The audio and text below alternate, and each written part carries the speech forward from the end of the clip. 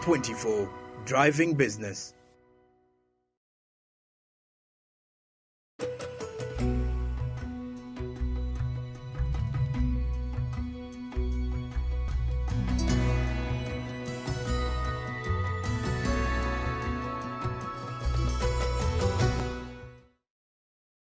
Humanity has a choice: cooperate or perish. It is either a climate solidarity pact or a collective suicide pact.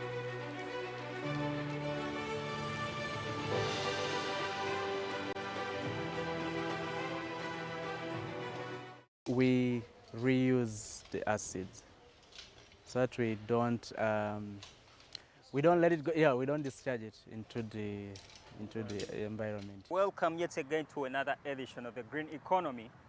I'm Ivan Tibenkana, and obviously this is SMART24 TV, channel 372 on DSTV, and obviously channel 394 on GoTV. The Green Economy is obviously the program that brings you the latest issues and matters regarding climate change, mitigation, adaptation measures, then the human activity. So obviously every week we come through with a discussion on a couple of issues. So this time around, and obviously it's quite cloudy, but that doesn't take away the fact that we have to keep on moving. Towards the end of this very month, we had the climate summit in Sharm el-Sheikh, Egypt, COP27. And this was the 50th conference of the parties on the African continent. We had one in Marrakech, in fact two in Marrakech, one in Durban, and then the other that happened in Nairobi. So this was obviously called the African COP. A couple of issues were looked into, from the Non-Proliferation Treaty for fossil fuels, and then when you look at the climate financing, the loss and damage initiative for the least developed countries, the most ravaged countries when it comes to climate change. So a couple of issues were looked into. But getting into that, in Uganda here, we are looking at industrialization, rapid industrial growth, which has been Uganda's initiative for some time, getting into 2022. There is something called the Green Manufacturing Strategy, a 5-year master plan that was initiated in 2020, supported by the United Nations Development Program and then the United Nations Environment Program. So we are looking into one of the initiatives that the industry, the manufacturing industry, can take on to create green investments, limiting the impacts of emissions, carbon emissions. Obviously, the carbon footprint for the manufacturing industry is quite questionable, especially when it comes to tracking it down. So currently, the Green Manufacturing Strategy is one of the initiatives. And obviously, we are looking at the transition from the ADL, agricultural development-led industrialization, right into the fourth industrial revolution that looks into different modes of industrialization, from the automobile to a lot of many other things. So these are some of the issues that the government of Uganda, Africa at large, are looking at to limit carbon emissions and then the greenhouse gases, so that we can contain ourselves within the pre-industrial level projections. That's the 1.5 degrees centigrade. Most people call it the tipping point. How it gets to that, it's a matter of understanding how the damage we've created onto the ecosystem is. So in this program, we shall start with some of the key highlights. Antonio Guterres, who is the Secretary General for the United Nations, decided to call this a catastrophe. We are heading towards climate hell. So it's either a climate pact or a suicide pact. So we're going to take a look into what exactly happened at the UN, at the climate summit, basically. Antonio Guterres with his statements. And then we had our very own, that's Leah Namugera, who said Uganda and then the country at large, the world at large, needs to look into matters where the big polluters need to be accountable. And obviously in Uganda here we have some of the biggest polluters. When you look at the biggest industries, much as it isn't to the very extent of the developed countries, but the pollution is there. So in Uganda, where are our biggest contributors towards the carbon footprint? We shall have to be looking into that. And then the measures that some of these players have taken to mitigate all the damage. So first, we'll take a look at what happened in Sharm el-Sheikh and then the settlements, Leah Namugera, and then our very own. We have one of the members of the African Union for Conservationists. That's Professor Raymond Katebaka. He had a statement earlier on, even before the COP27. So all this in this first episode, rather the first moments of the show. And then we come back later on, we shall be looking into matters more in this program. Greenhouse gas emissions keep growing. Global temperatures keep rising. And our planet is fast approaching tipping points that will make climate chaos irreversible. We are on a highway to climate hell with our foot still on the accelerator. The war in Ukraine, other conflicts have caused so much bloodshed and violence and had dramatic impacts all over the world. But we cannot accept that our attention is not focused on climate change. We must, of course, work together to support peace efforts and end the tremendous suffering. But climate change is on a different timeline and a different scale. It is a defining issue of our age. It is the central challenge of our century. It is unacceptable, outrageous, and self-defeating to put it on the back burner. I don't see justice when big polluters are untouchable. Is it justice for the world leaders to choose profits over lives? COP27 has been nicknamed the African COP. If COP27 is to truly deliver, we must face some real truth. Some truth that will face decades of inaction from world leaders. Some truth that the world is in a state of emergency because of fossil fuels. Some truth that Africa contributes less than 4% of the carbon emissions, but we suffer the most. The future is at stake, mostly young children. We're not sure whether we are heard when we speak or we're just ignored. But let the African COP be a different COP. Let the African COP listen to the biggest stakeholders. Let the African COP be an action COP. What is our common future? Are they oceans or seas? Are they lakes? Are they wetlands? What are they? What is our common future? This is the question that was framed some time back. Now you have Paris Declaration. How many countries that have succeeded with the Paris Declaration? You have New York Declaration, where Uganda committed itself to plant about, I think, 11 million trees. That was in 2015. Have they planted them? How are we progressing with that? What is our common future? As a country, as a region, Africa, as the whole world. Now, the problem is this. Tying money on all the activities. And who receives this money when they put these activities? When they receive these monies, finances, what is the success story that does exist? Who has done what with these monies? All right, welcome back from that. So besides Sharm el-Sheikh, among other issues, there is something going on. And then when you look at the ongoing issues globally, we have the 2022 FIFA World Cup. And this has a message practically embedded to address climate change. So when Qatar was awarded to host the World Cup back in 2010, there were aspirations. And obviously, one of the catchy elements has been its carbon neutrality move. So the FIFA World Cup to transpire with limited emissions from, let's say, the transport, from the manufacturing as they were constructing the different stadiums. 8 stadiums, 7 of them constructed and then 1 renovated. So all that comes with elements of usage of fuel, electricity, among other issues. So with carbon neutrality, there's been a contest from the carbon market world that estimates that over 5 million tons of carbon dioxide equivalents will be emitted. And then obviously the report from FIFA indicated 3.6, if I'm not mistaken, metric tons of carbon dioxide. So let's have a look at what's going on in Qatar.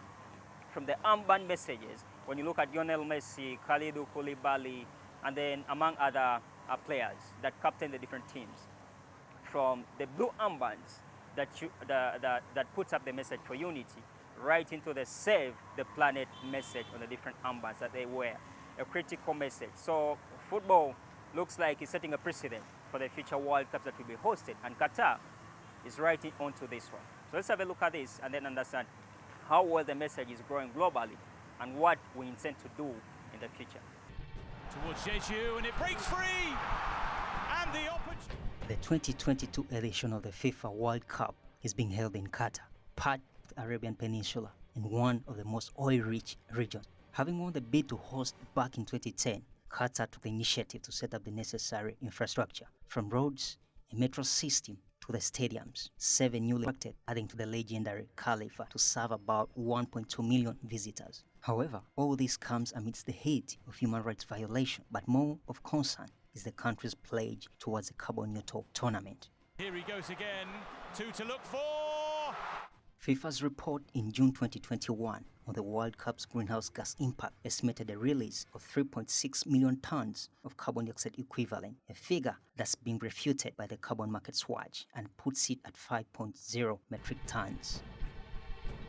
One of Qatar's major considerations for limited emissions in this tournament has been invested in electric mobility, a fleet of 700 electric buses and the standard metro system, 8-lane highways, and the decommissioning approach for establishments such as Stadium 974, alias Ras Abu Abud.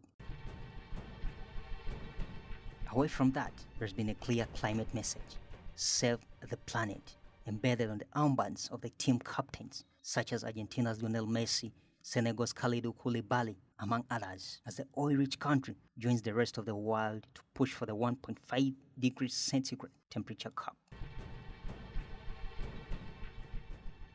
The climate change precedent set in Doha shall be an interesting development for future mass inviting and capital-intensive tournaments as the globe surges with a call to address climate change and provide adaptations to the crisis. Now that's the World Cup for us and Qatar altogether. Usually the message has always been on racism.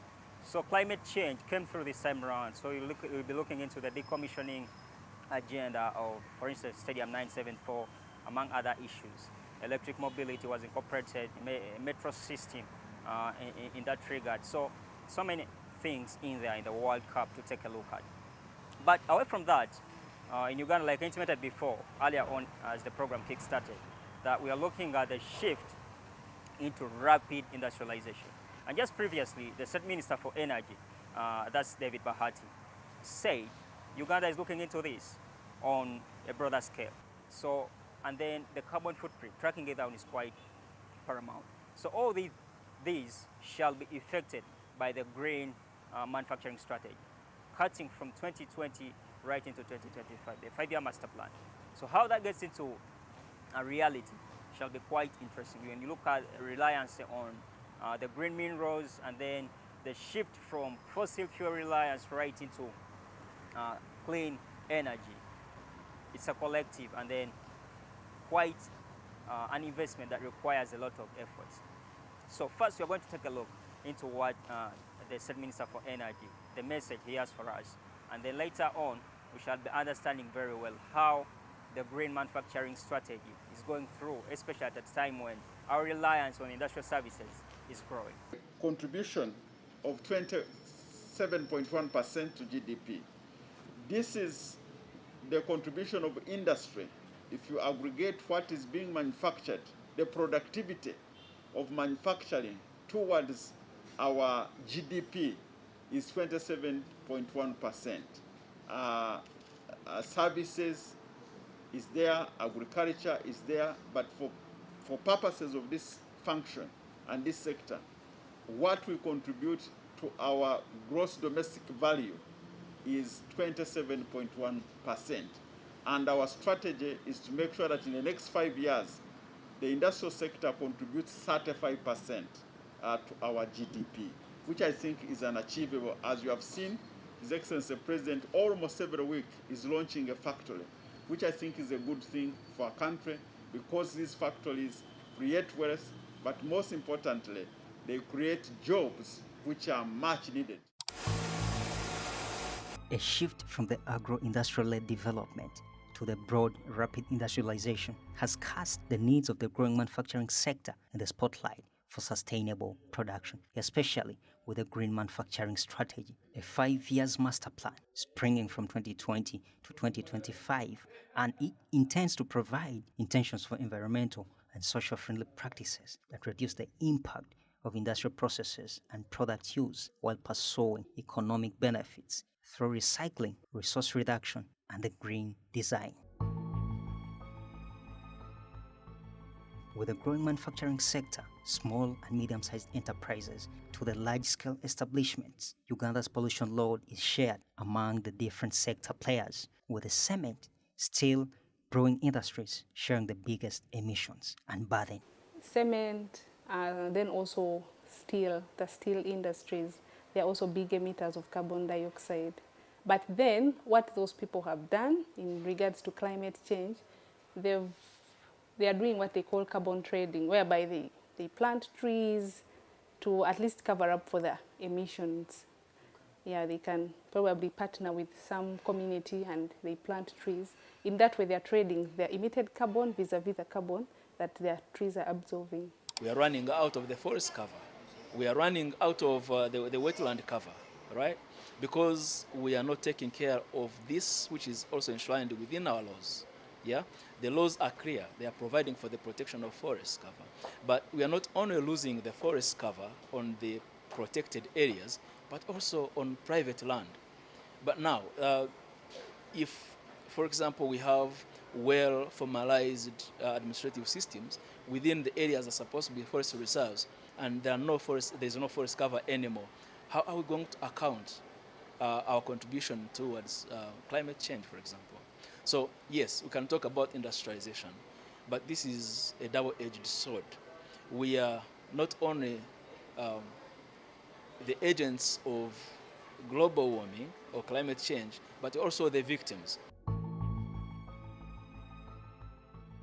However, the green design, capital intensiveness, technological transfer are among the key elements that only a few establishments have the luxury and power to implement. More so as the industry, largely like global economies and developing and underdeveloped countries, rely on fossil fuels.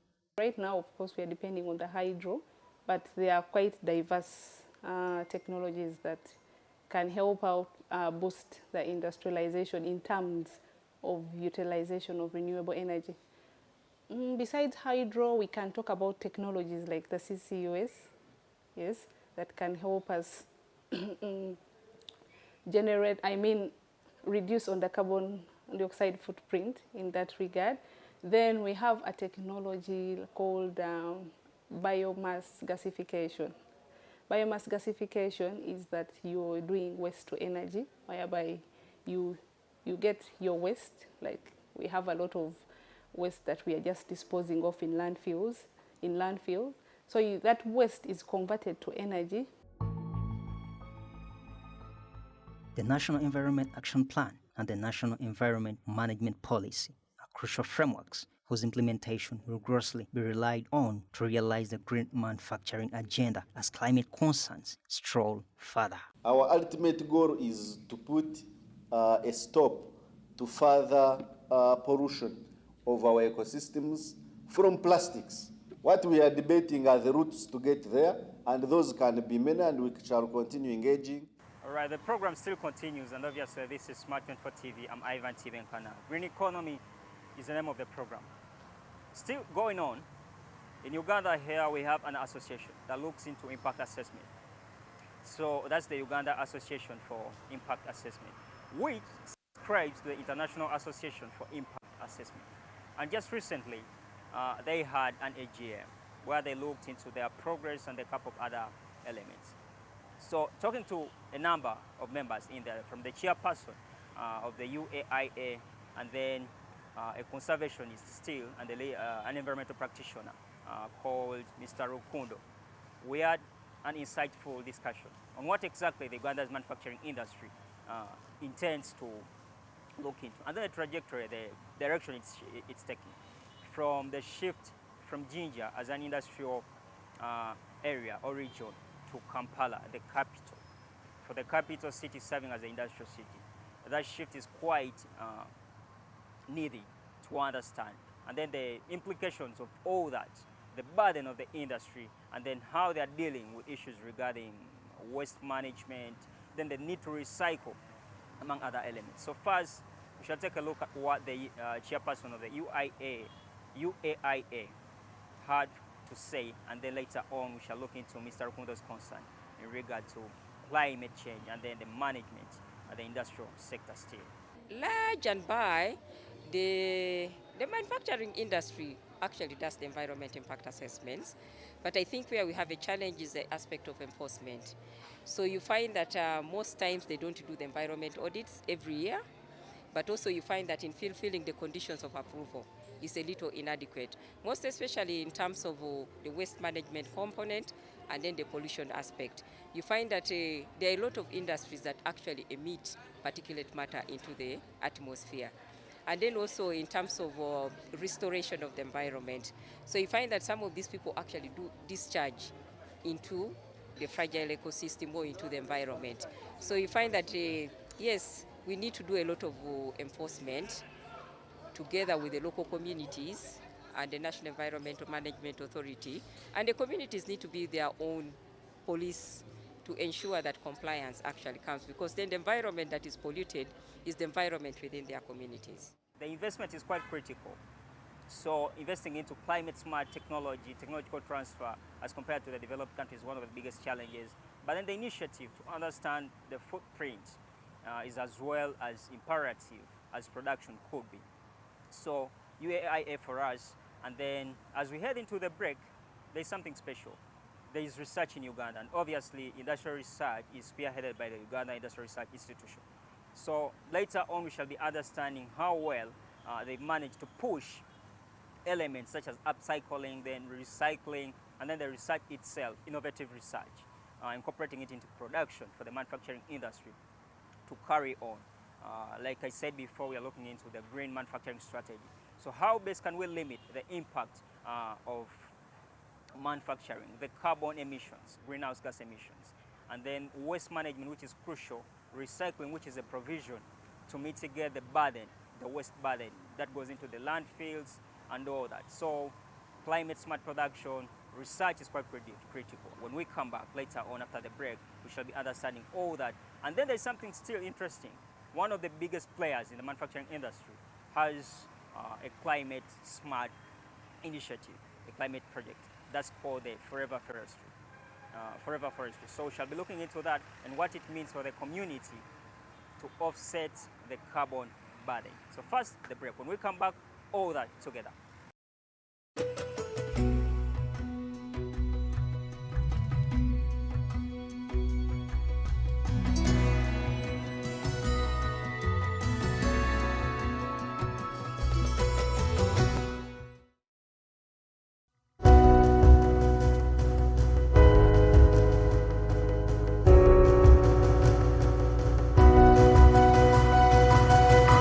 SMART24, driving business.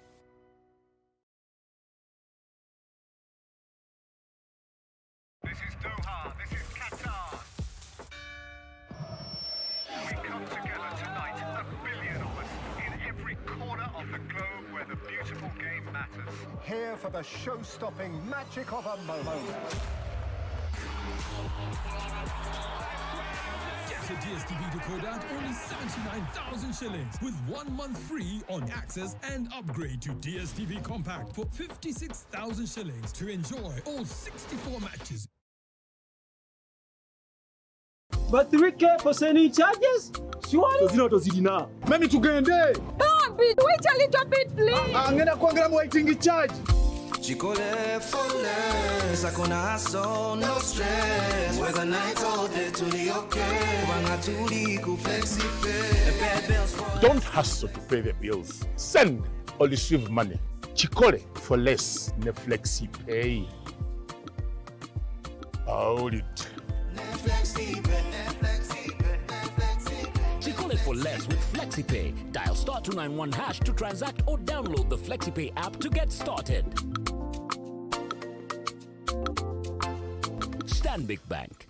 It can be. Stanbic Bank is regulated by the Bank of Uganda, and customer deposits are protected by the Deposit Protection Fund of Uganda, up to 10 million shillings. Say goodbye to paperwork and travel costs. Now every MTN customer can register to invest in securities anytime and anywhere with Zabu in a few simple steps. Step 1.